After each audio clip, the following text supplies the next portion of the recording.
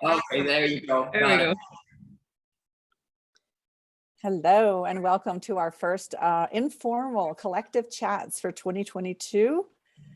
This is our board, and please consider volunteering your time to help our mission in supporting women kiters. It's only 4 hours commitment a month. Please let any of our board know if you'd like to help us out. And an official thank you to Joyce Stalker, who's always contributing in her informal volunteering, and we really appreciate that, all you do to support women kiters. If you haven't already, just rename yourself, the name and location in the participant list, so we see where in the world you are. I know, Joyce, you're from New Zealand. Laurel's in the Dominican, but right now in Mexico, I believe. And Francis is in Miami.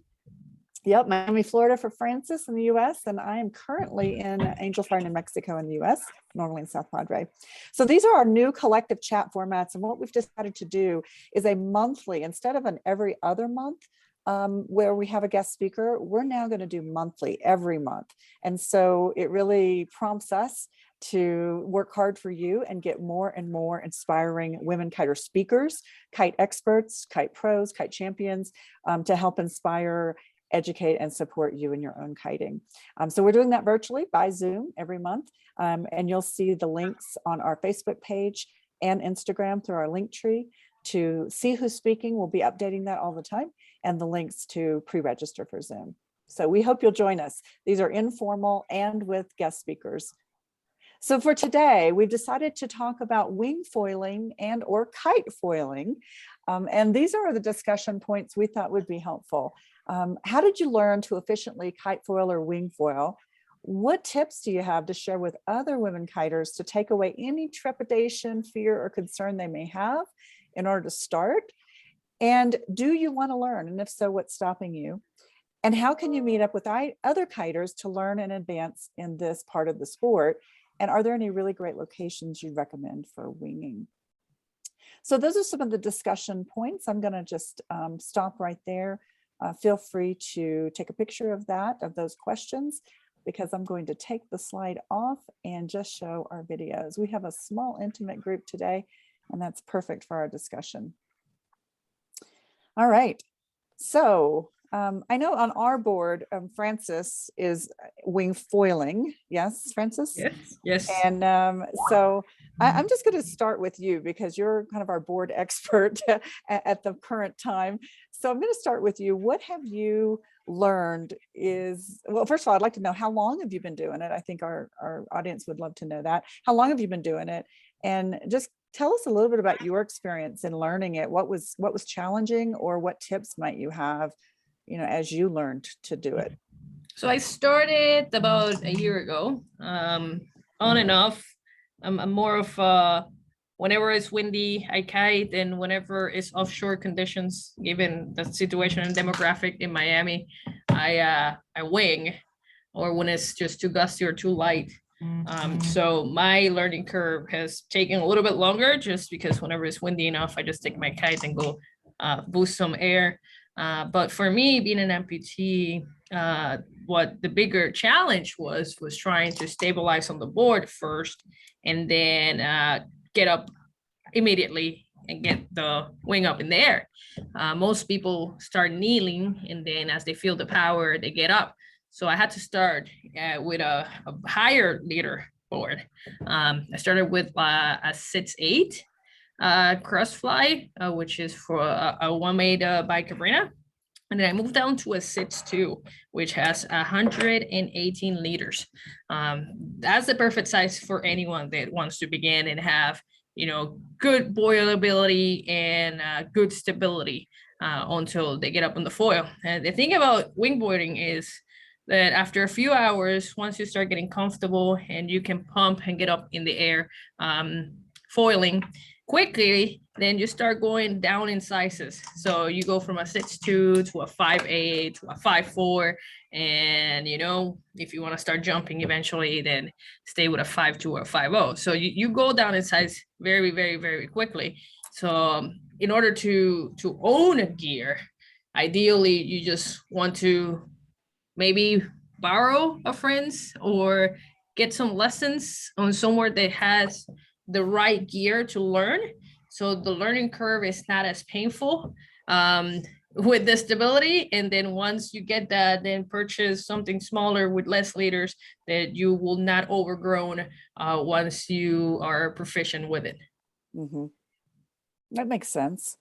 So it's similar to when you learned a kiteboard, where you start with a larger board or big flat door board, right? To get up on the board, cut up wind. It's similar with a foil. You start big and you go smaller as you get more experience. That's correct. And the same thing as kiting, with the wings, if you have, you can ride in sub 10, but you have to be proficient in order to get up on the out get that board out of the water quickly. And ideally, in a perfect scenario, if you're in a place like I am, that it can blow 10 knots or it can blow 30. Well, instead of going with one wing, now you're talking about having 3 or 4 in order to be able to take advantage of the conditions.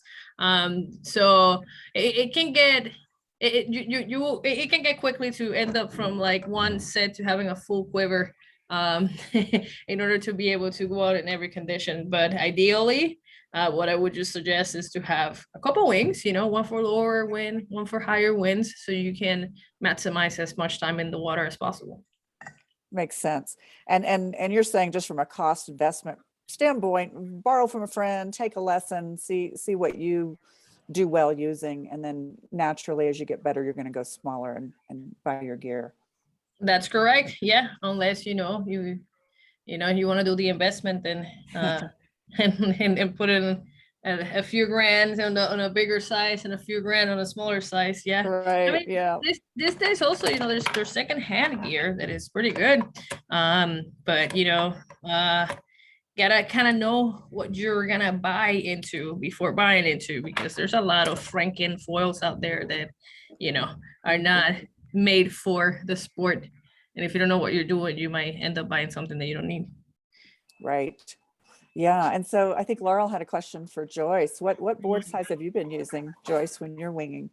Well, I did exactly what Francis said. I borrowed somebody's stand-up paddleboard, actually, which of course meant that I went directly downwind because it only just had small fins on it. But I didn't care, because it gave me a sense of being able to get up, handle the wing.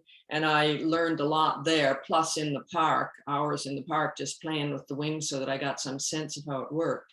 But much, much better learning once I was on the stand-up paddleboard on water, trying to stand up, hold the wing, do turnaround, transitions, jibes. Yeah, have to get my language right.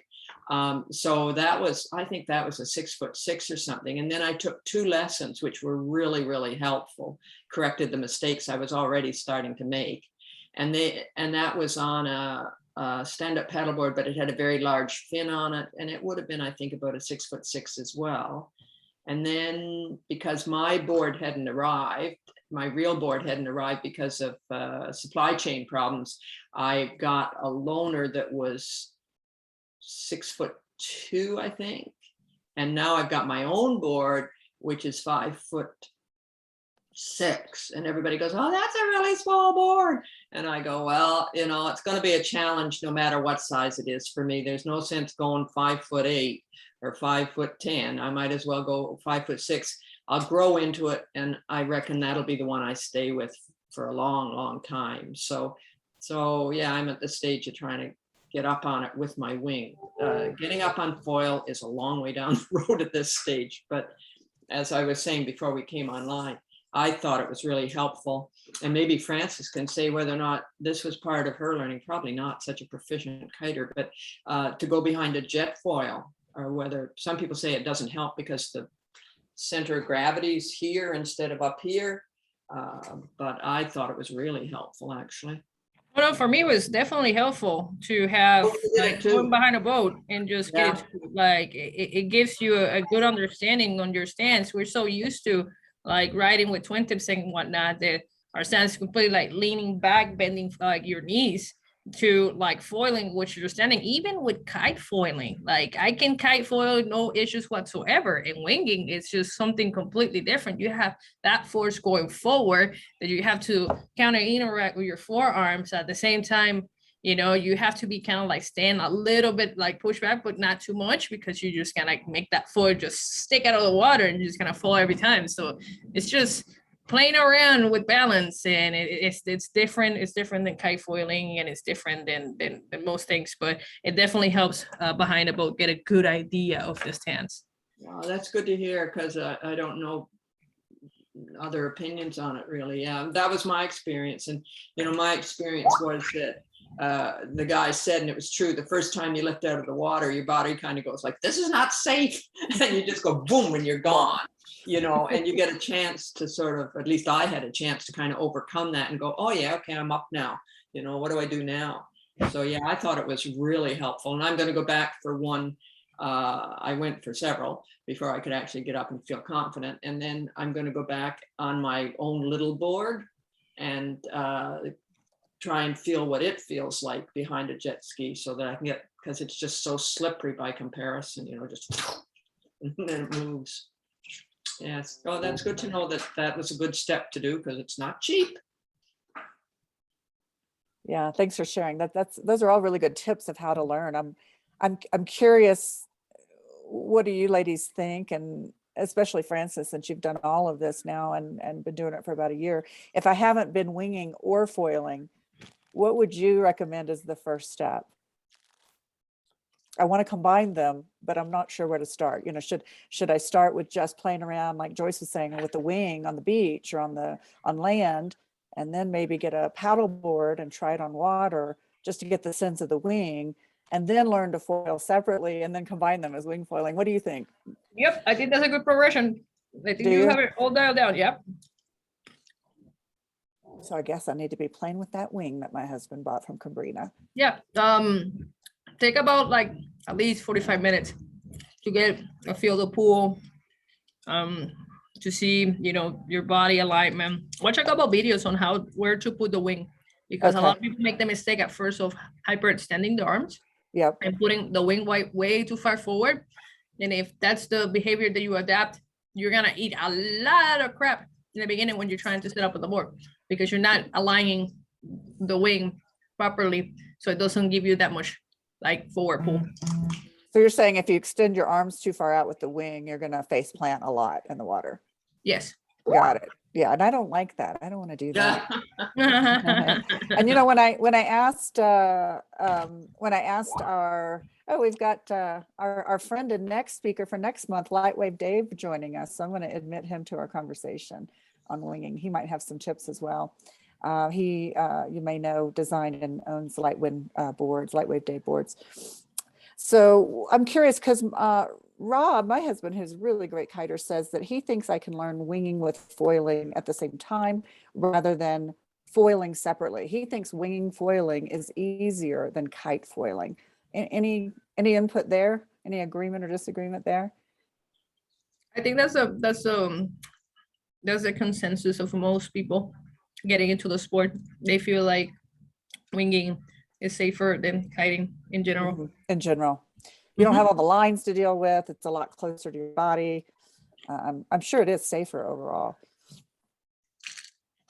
Thanks. Hey, Dave, welcome. Hi, Hey, are you joining us for our, this is Lightwave Dave. He's out in California. He designs Lightwave boards, as you know, I'm sure. So we were just talking about, Frances was giving us some tips with her experience winging and wing foiling. Okay. And so what do you think? Since you're here now, Dave, what do you think? What's your experience with learning to? I don't have an experience wing foiling yet. Yep. Any wing kiting, using the wing with your kiteboard? You mean foil kiting? I've got a little bit of that, yeah. But, foil kiting, I mean, yeah. Right. I guess I sort of bucked the trend though. I haven't really gotten that into it like most people. Well, I just wanted to see what this whole format was about, since I have to talk on it pretty soon. Right. So today we're just doing an informal discussion about winging and wing foiling, just sharing what we know, what we want to know, for those of us that want to get into it. But I agree. The last thing you said, it seems safer. It's more, I think the general public could probably get into it safer and more easily than kiteboarding, just because the lines, The lines, yep. And less power. You can feel your power immediately, I would think, instead of like 3 seconds of 800 pounds of pull, you know what I mean? Yeah, and you don't have all these releases to deal with. You just let go. Right. I don't know. It's from just the average person that's not a kiteboarder at all. It seems like they're more likely to do that than kiteboard, I would say. You think it'd be easier, maybe? Yeah, that's interesting. It's What do you easier. think, I think it's Francis? really Do you think fun it's to it. easier if you're brand new to kiting in this sport? Do you think it's easier to learn to wing? I mean, and wingfoiling? I can tell you what we are seeing. We're seeing a demographic of people that just feel that kiting is more intimidating than winging.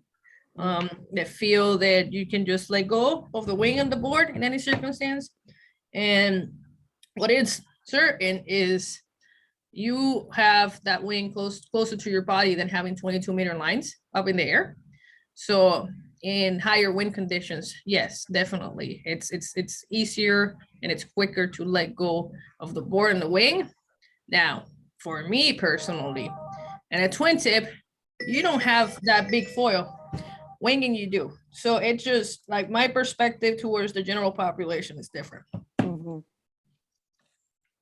Makes sense. And you were saying, Francis, you would choose winging if it's offshore wind, if it's light wind, if it's gusty wind, you're going to choose winging, right? Because it gives you that flexibility to go out and be safe. Yeah, you don't have that wind. It's very forgiving with the wind variance. Like when you have days that is, 15 to 35, 15 to 36, something like that, that is just too much for a kite. It's just, you can hold that wing. You just go to a smaller wing and it's so gust forgiving. It's just so much smaller and doesn't have as much line length to cut up on the gust that you can pretty much go out on anything. Like you can go in a lake with offshore conditions that is just very dirty wind. You can go in offshore conditions in the ocean, don't have to worry, ended up in the Bahamas if you're in Miami. Worst comes to worst, you just, let go of the wing, get up on your board and start paddling back to shore like a surfboard. So yeah, there's definitely some advantage for it. I love it. I mean, wow, just listening to you talk really makes me want to go for it. I just need to do it. Yeah. Laurel, you had a question for Joyce? Oh, I was just going to say something about one of the adjustments, I think, between kiting and winging is that in kiting, I always loved that really strong feel, it's just pulls you and you can feel your whole body just taking it on. And one of the things that the instructor kept telling me when I went for my lessons was, gentle, Joyce, you have to hold it gently. And you're supposed to be able to hold it just with your fingertips, which is a whole different thing for me. And you were saying about how, Francis, you were saying how people, they extend their arms too much, and I think that's because they want to pull that bottom one in and, well, for me, pull that bottom one in and feel that strength, but that isn't winging. Maybe it is at a different level of winging, but it sure isn't at my level of winging. Anyway, that's my experience of one of the things that's so very, very different about it. And the question for me was, am I kite foiling? No, I tried kite foiling up in Itataki and I got a couple of runs at it, but I'm of the ilk that's, this wing foiling for me is, I think, a gentler option. I think it's an option that I may go to instead of kiting when I'm still kiting. I still love kiting, but this is clearly one that I can do more on my own. Sometimes it's a little hard to find other people to kite with in the middle of the week. I'm not afraid to go out and wing, by myself. But I'm also now so close to land. I never, because as a learner, I'm not going too far out. So yeah, I don't intend to kite foil. That's just too much, too much foil, too much speed, too much power. No. And it sounds like, according to Francis, that she recommends going straight to wing foiling anyway, right? That it's easier to learn. So I like that idea. I think I'm going to go straight for it. Yeah, with wing foiling, for winging, you just go straight from, feeling the wing, understanding, how to put it over if you want to head outwards, come back inwards, and then maybe go on a paddleboard. So you get the feel and a little bit of the stance, so they automatically go into a foil. Right. Whereas when you kite foil, the traditional way to do it is you learn how to kite, you got kite control, then you get on a twin tip. When you're proficient with a twin tip, then you start going into I figure it out how to change your stance completely and try to foil. So the learning curve is it's exponentially a lot longer when you go from 0 to learning it from one to the other. Mm-hmm. Makes sense. Laurel has a question for Francis. Go ahead, Laurel. I'll have you ask. Sure. Thank you, Holly. So I just was wondering, since you're around a lot of wingers there in South Florida, like, do you see any accidents that are happening with wing foiling? Are there safety things that you think? Yeah, and I think Joyce just chimed in the chat there and said, how do you safely fall? Because, yes, you do not have the kite and the lines pulling you, but what you do have is a foil, and anyone who's touched those things know that they are sharp. Yeah. So a lot of people in winging, you see that for most part they wear helmets and impact vests. Protect the face and protect vital organs. Just because, the foil is sharp. It's really sharp. And whereas in kiting, we barely see that unless, it's a newbie that is taking lessons. The school supplies that. So for the most part, that, and pretty much teaching people on how to fall. Like if in doubt, push the board outwards and try to fall. Yeah, completely like away from the board, and in order to avoid the foil, or the complete opposite. If you're falling inwards, just kick the board as away from you as possible, and try to fall as further away from the board as possible in order to prevent injuries. I have not seen a lot of injuries in Miami where we ride. In the past 2 years, we went from maybe a handful of wingers to now there's over 60, 70. And like various ages, and we're seeing a lot of windsurfers that are transitioning from windsurfing into winging. This is like a windsurfing beach, then now it's a winging beach. And the worst I've seen, it has been, in the beginning myself running over a friend of mine, but there was nothing, it was just a laugh, and there was no serious injuries.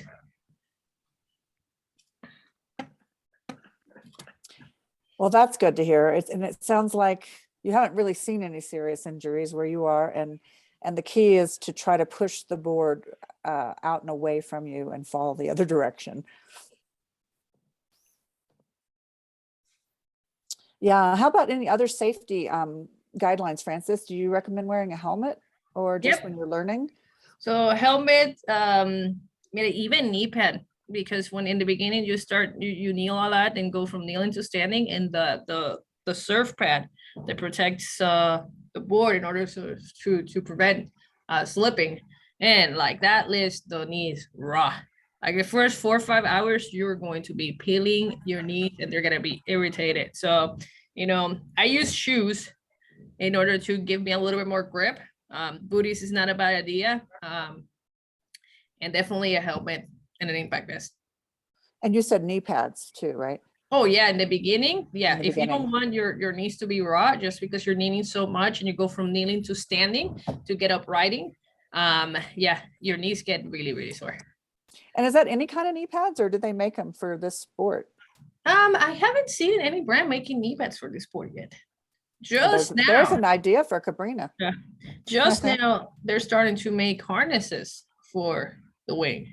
Really? So whenever you get up and riding, or you're too overpowered, you can hook it to the harness, and then that will take away as much strength from your arms and forearms as possible. Mm-hmm. Have you got an opinion on the hard helmets versus the soft helmets that kind of look like football helmets, rugby helmets? I've seen people using kind of like football helmets with kind of like that. They're segmented. They're segmented and they fit closely. So I mean, I don't have much an opinion. I've only used the neoprene ones, so the design ones, in which they have padding on the ears, which protects a little bit, and it's mostly to protect your skull. I have seen some people wearing some interesting helmets. They have like a plastic shield that protects the eyes and the face and pretty much everything. So I mean, the foil is not only gonna hit your head, can hit your eyes, it can hit your face. So I mean, it's extra support and extra protection for sure. But you know, my opinion is at least any helmet will help. My friend works for Tauranga City Council, and she knows about health and safety stuff.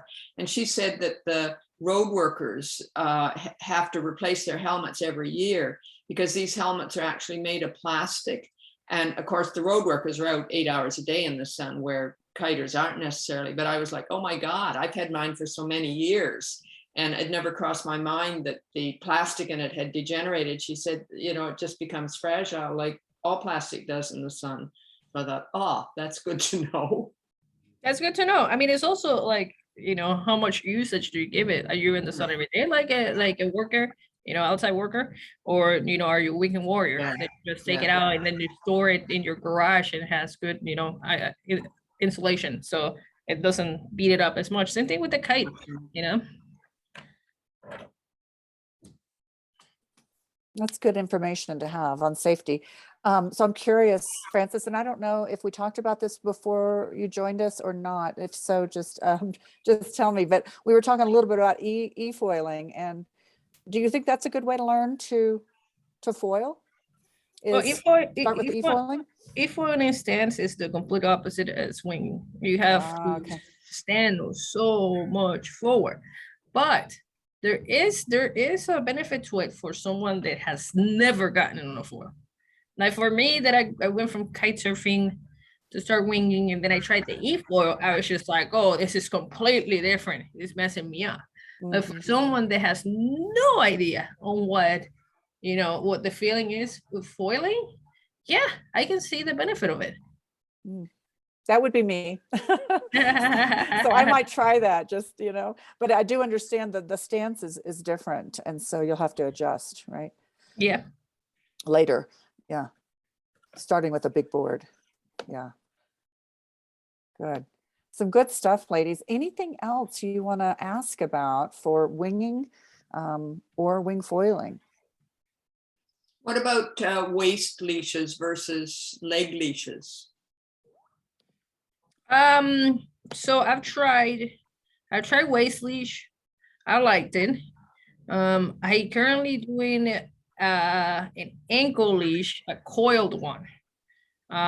Because there's also, you know, I've encountered myself sometimes that with a waist leash, we used it for the wing, and then it's just, it gets tangled one with the other. Any coil leash I would recommend way better than a regular long leash they use for surf, because the leash gets wrapped around the foil. And it just it starts dragging, and it gets, you know, it's deterrent for the progression. So I do like waist, and I definitely like coiled, anything coiled. Good to know. Yep, good to know. Great.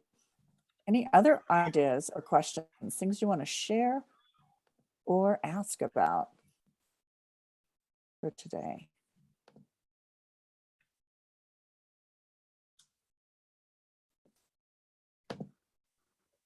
Holly, I think you kicked it off with a question in the chat that Joyce had submitted prior to today. Yes. Which was about the tides and foiling in the tides. Yeah.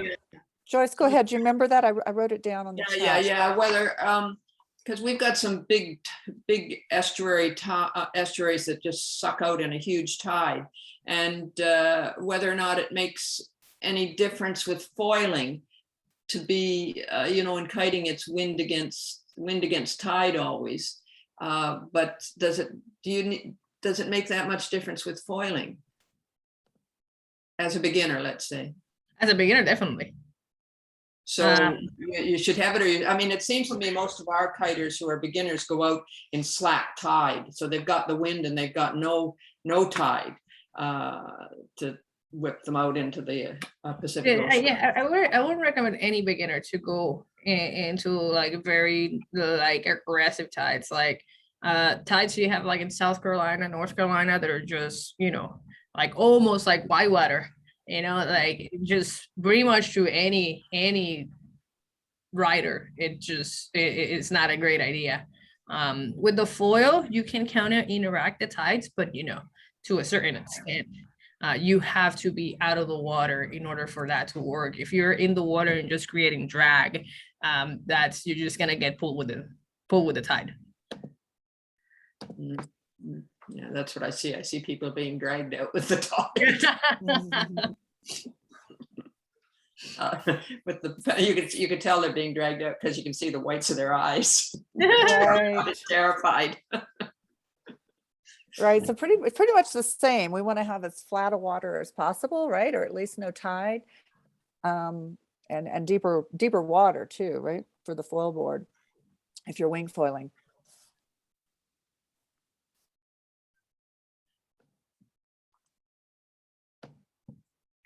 All right. Any other? I have a questions? question about Go gear maintenance. I have a question about gear maintenance. Should you, because they talk about it anodizing with the salt water and the aluminum and da da da da da da da. And should you wash your foil down every time? I mean, it's good maintenance. Laurel's saying yes. Laurel, you reckon? Yeah, I do think that your board definitely should be washed every time. And another thing for maintenance is if you have anything like a carbon fiber board or foil, it's very important to not put it in the sun because the sun will damage it and they'll make microscopic, you know, unseen to the human eye cracks and weaknesses in that fibers. So shade, fresh water, definitely on like the board and your harness and your bar if you're doing kiting. And how often do you put the sort of special anodizing grease on the screws, you know, for your foil? Yes, that is a good question. And since I don't personally do that to my gear, my guys do it for me. I don't know, but I think at least once. I'll have to get a guy who does it for me. Yeah, you gotta get your kite school. Deal with it. Start your kite school. Get your gear room manager, and then they're gonna do it for you. No, I think at least once, and then maybe when you travel, you know, if you take it apart, you're gonna, you know, fly with it to Aitutaki or wherever you're gonna go. Then, you know, put it in your travel bag and do it on either end of the trip. Yeah. Maybe. Francis, any thoughts about that one? About cleaning and greasing your wing. Yeah. Sorry, I got lost on that one. About how often you grease up your nuts and bolts and screws because of the anodizing. So depends on the material of the screws. If they are non-corrosive, I mean, at least once a month. You don't want, even if you put the anti-tight for it to not get solidified with the fuselage and all the components.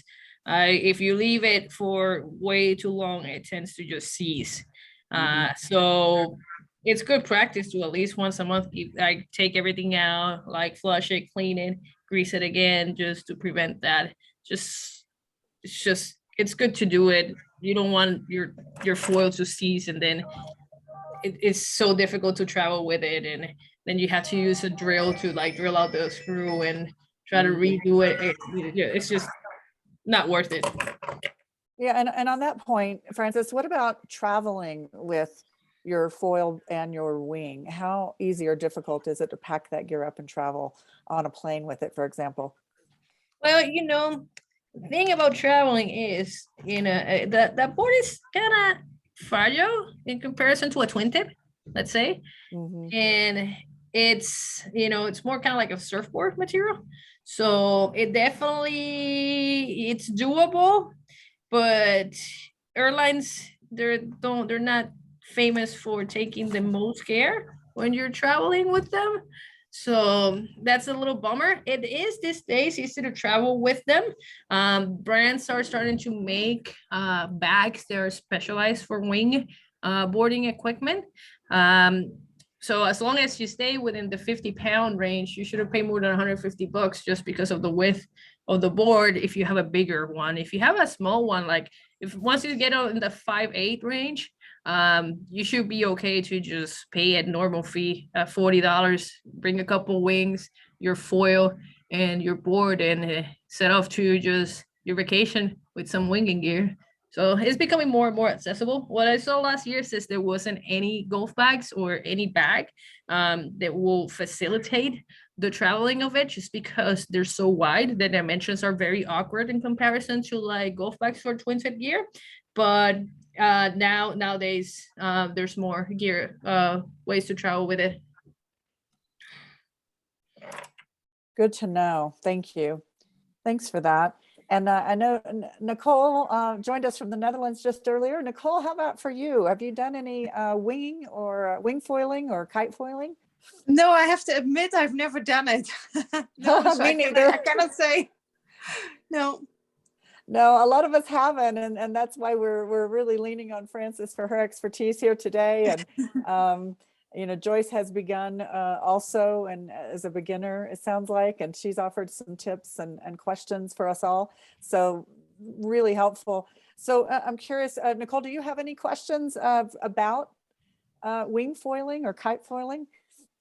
Yeah, so I joined a little bit later, so I obviously do not know what has been said before, so apologies for that. But for me, if I see it, it looks always quite difficult, right? Because it seems like you have everything loose in your hands. So just to how to get this started, and how long does it take before you learn this, if this has not been discussed yet? Yeah, how long is the learning curve typically? Yeah. Yeah, and how hard?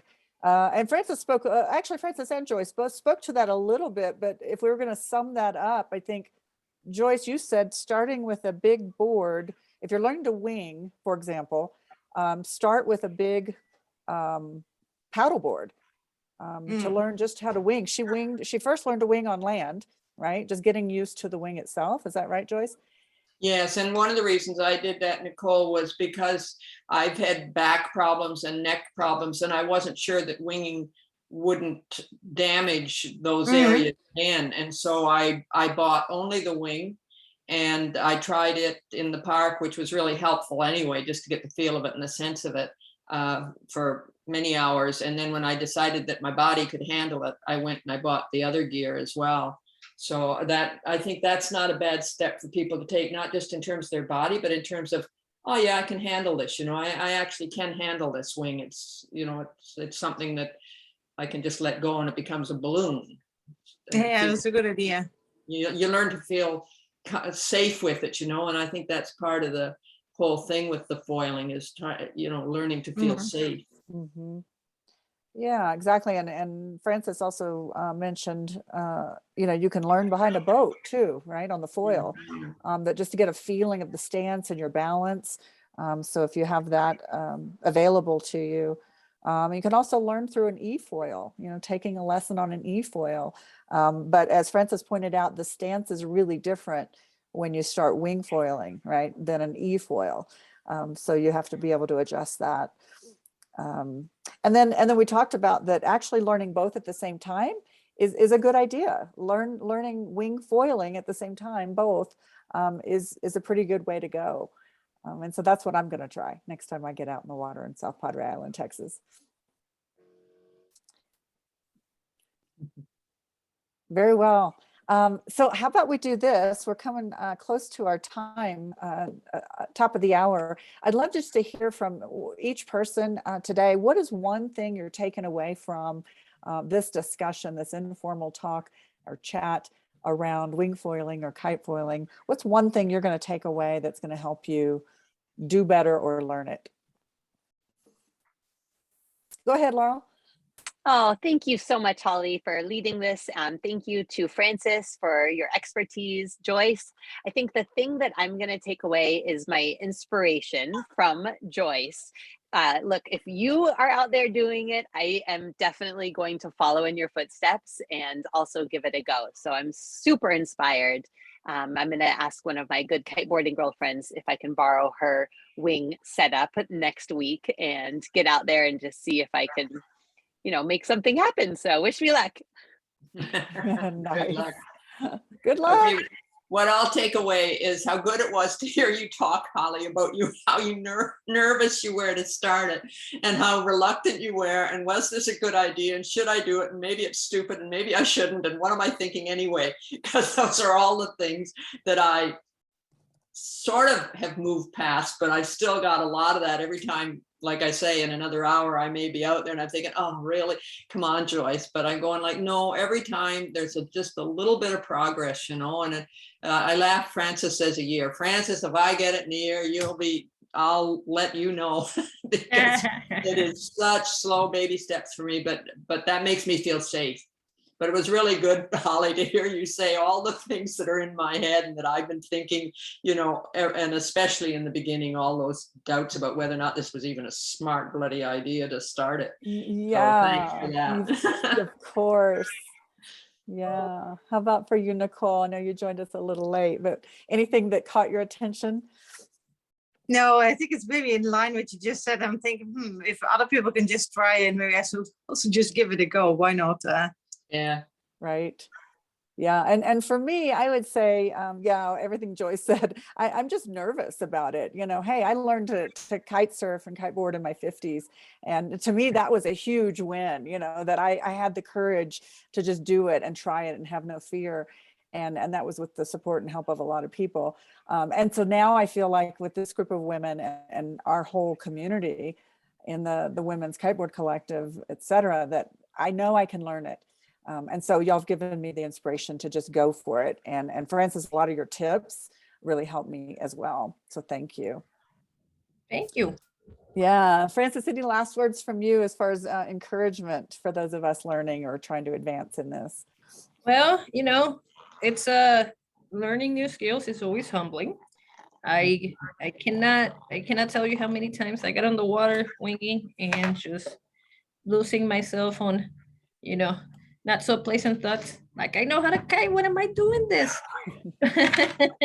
But you know, once it clicks, then it's all joyful, and you know, being on the water is always a great experience. So diversifying on different sports, it's a lot of fun at the end. Just don't think in the moment. The first few hours kind of sucks, but then it gets better.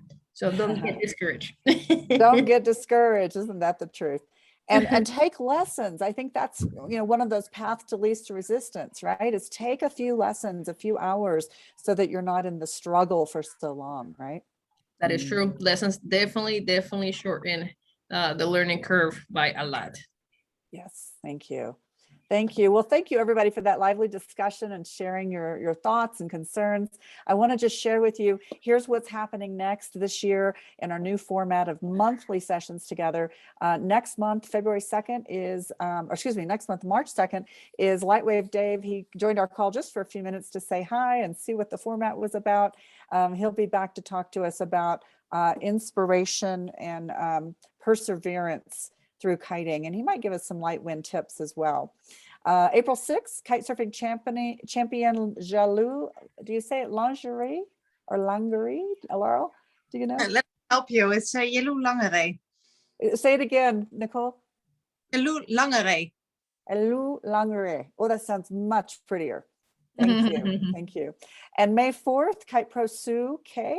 June 1st, Kite Pro Michaela Pilkington, who is about to confirm either June or July. So I'll update you with that. And then the rest of the year, you'll be seeing updates with kite experts and pros to come and speak and inspire us. So do be watching for that. And if you have any ideas of who should be speaking to inspire, educate, and support our women kiters, please send us a note and we will invite them, because as you can see, we've still got through August through December to book these guest speakers. Also, just a reminder, if you have a business or something relating to kiting that you want to promote, Workday Wednesdays every Wednesday on Facebook, you can comment there. Francis will be posting that again tomorrow. Is that, or today? Is that right? Today. Lost track of time traveling. So please encourage, support, celebrate one another through kiteboarding. I want to thank you all for being here and sharing your gifts and inspiration with us. Have a wonderful day. Hope to talk to you soon. Thanks for all the work, Holly and Laurel and Francis. Yes, and Nicole. Yay.